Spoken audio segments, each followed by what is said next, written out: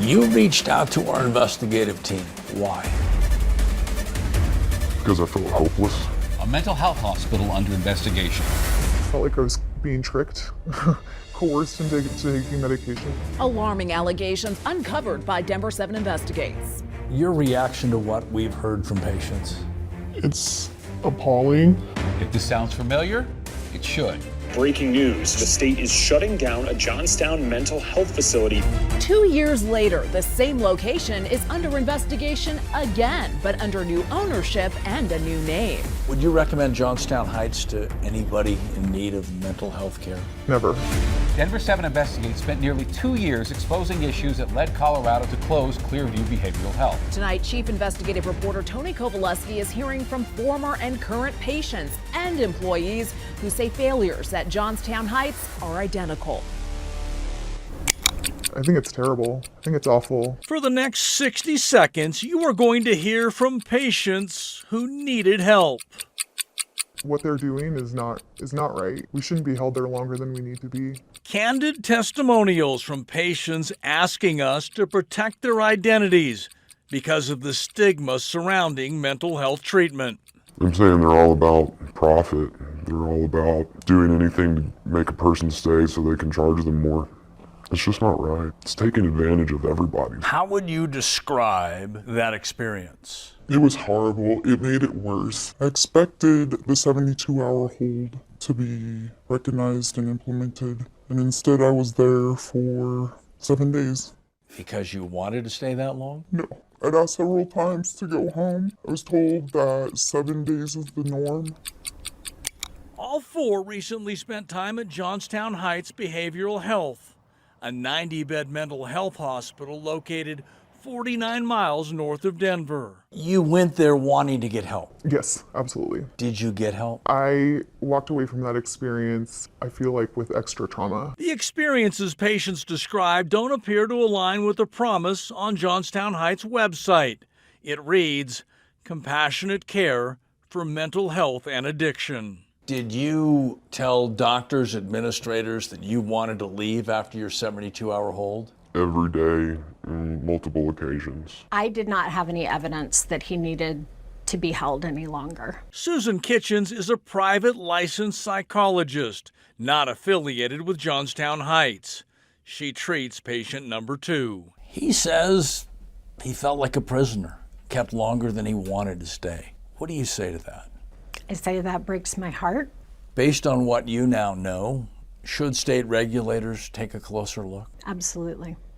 More than 4 years ago, state regulators heard similar complaints from this same address. I am shocked that the state of Colorado would allow this facility to be open still. And that resulted in the shutting down of Clearview in September of 2020.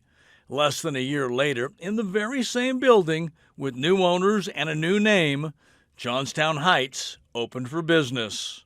Patients have essentially told us this is Clearview with a different name. Do you wonder if that's true? It certainly appears that there are some similar practices. Mr. Peterson, Tony Kowaleski from Denver 7. Do you have a moment? After several unreturned calls and messages, we brought the concerns of the psychologist and the testimonials of the 4 patients directly to the Chief Executive Officer of Johnstown Heights. We'd like to show you what some of your patients have had to say about the treatment in your facility.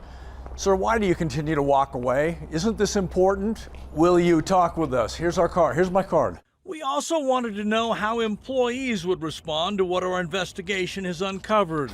The card says anything I need to know, and it has my number. After the CEO closed the door on our questions, we left our business cards on more than 3 dozen cars in the parking lot. What made you reach out? Well, initially it was the note on everyone's cars. Anything that you need to know, I was like, well, yeah, this place is terrible. You need to know everything. She's a current employee. She asked us to alter her voice and disguise her identity because for now, she wants to keep her job. From what you've witnessed, what concerns you the most? The length of stay for people. I don't think that people should be held as long as they do without seeing a doctor or a psychiatrist or anybody. I think that's the one thing that is the worst. Just a few hours after leaving our business cards, word got out and we started getting calls from several current and former employees. We asked if what we heard from the former patients is true. They all say they were held longer than they wanted to be held, longer than they needed to be held. Does that surprise you? No, because I saw a lot of that. What did you witness that state regulators need to know about? Vastly understaffing and filling the beds when we didn't have the staff to cover it, which is extremely dangerous not only to the patients themselves, but to the staff as well. And employees also shared this internal email with Denver 7 Investigates. It was sent by the executive assistant for CEO Sean Peterson, just a few hours after we met the CEO in the parking lot. It includes, because of previous issues with the former facility, Johnstown Heights and its employees may be contacted by members of the media. It continues, we ask that you don't answer any questions. And it includes, if you are pressed to answer questions, you can say we are too busy providing great patient care and are unable to answer any questions at this time. When you got that email from the CEO's office, what did you think? I thought it was a little bit insulting that he didn't have anything else to say about why the news was at our facility, leaving business cards on our cars. And instead he just told us to let everyone know we're giving excellent patient care. A message we clearly did not hear from 4 different patients, a licensed psychologist, and 3 current and former employees. Instead, their message accused Johnstown Heights of holding patients longer than necessary, making profit a priority over patient care, and vastly understaffing this mental health hospital. As far as my understanding, as a former employee, I'm still on the schedule. Why would they put your name on the schedule? To show that they have staff to our state audits. Are you saying you believe they're manipulating the staffing numbers? I do. I've seen it. What do you hope comes from this interview? Genuinely, I hope that Johnstown Heights gets shut down. After learning of our investigation, the Colorado Department of Public Health sent a statement saying it is currently investigating patient care concerns at Johnstown Heights. And that statement also included if a patient, family member, staff member, or member of the community has any current concerns about the facility, they are encouraged to file a complaint with CDPHE. We have attached a link to the state's website at denver7.com. Finally, a couple updates for you. Sean Peterson did take my business card, but he has not called. And the current employee in our report has just informed us she has quit her job, saying the working conditions were unbearable. We will have more in the coming days.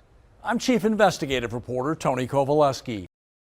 Alarming allegations, sexual assault, filthy conditions, and dangerous understaffing, all at a mental health hospital north of Denver. Prisons are offering better care than Johnstown Heights. Denver 7 Investigates exposing more concerns from veteran nurses. Everything about that place is wrong. Just want somebody to do something about it. Tonight, they're calling on state regulators to step in. Chief Investigative Reporter Tony Kowaleski breaking down the details for us.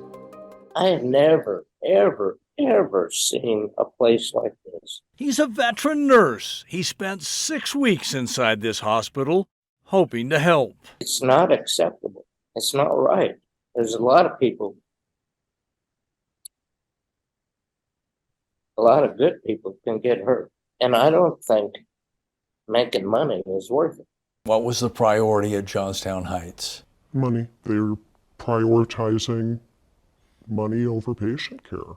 She is also a veteran nurse. It's dangerous for staff. It's dangerous for the other patients. She spent more than 6 months working inside the 92-bed mental health hospital. Because she fears speaking out could prevent her from getting a job, she asked us to disguise her identity. There's a problem, a big problem, and that it's not being addressed. What made you decide to reach out to our team? In 40 years of nursing, I have never seen a facility like this. And if something isn't done to change the way that facility is managed, people are going to get hurt, staff, patients could die. Both admitting during lengthy interviews that the staffing shortages, increased dangers, and a failure by senior leadership to prioritize patient care all contributed to their decisions to resign. You know, they're being warehoused. They're being kept there longer than they need to be because they want the heads in beds. They want the facility filled. They want the insurance money. I saw a lot of scared people there. Sexual assaults happened about once a week. Assaults happened about once a week or once every other day. I was assaulted while I was there. It's a mess. And both nurses reached out last month after hearing our initial report, where patients and mental health techs raised serious concerns. What they're doing is not right. We shouldn't be held there longer than we need to be. It's just not right. It's taking advantage of everybody. From what you've witnessed, what concerns you the most? The length of stay for people. I don't think that people should be held as long as they do without seeing a doctor or a psychiatrist or anybody. You saw the facts we reported. From your experience, were they accurate? Yes, absolutely. I thought your reporting was spot on. The patients were not being seen by the doctor. They were not going to group sessions. They were not going to counseling. They were not getting care other than multiple medications. They were just being housed. The docs would come in and write orders for medications for patients that they had never spoken to, had never seen. They would change medications for patients that they've never treated, cared for, spoken to. After learning of Denver 7's investigation, the state's Department of Health announced that it was launching its own investigation into Johnstown Heights. Do you think state regulators have any idea the truth behind the doors of Johnstown Heights? No, I never saw housekeeping in 6 weeks. So the rooms just stayed filthy and nasty. You open the rooms and the odor is horrendous. Urine or whatever else was on the floors. And when one patient got discharged, they just changed the sheet and another patient took its place. Both nurses also questioned the integrity of inspections by the state. Whenever they had state come in, they would staff up. They'd call people in and say, you know, it's all hands on deck. Everybody's got to be here. So it appeared to the state that they were fully staffed. What's the truth? They were not. Nowhere near. In the end, courageous testimonials from 2 veteran nurses now hoping to force state regulators to dig deeper. Is this a wake-up call to the leadership at Johnstown Heights? If they haven't had a wake-up call by now, I don't know what would wake them up. If they don't make changes now, this is greed to the top. Both nurses told us they raised their issues with senior leaders before they resigned. And back in October, we did meet with Johnstown Heights CEO Sean Peterson as he arrived for work. We wanted to make him aware of the serious concerns raised by patients and members of his staff. He took our business card and promised to call. That was 6 weeks ago. We've made other calls and still no call back. Finally, we will follow up on the state's ongoing investigation. I'm Chief Investigative Reporter Tony Kovaleski.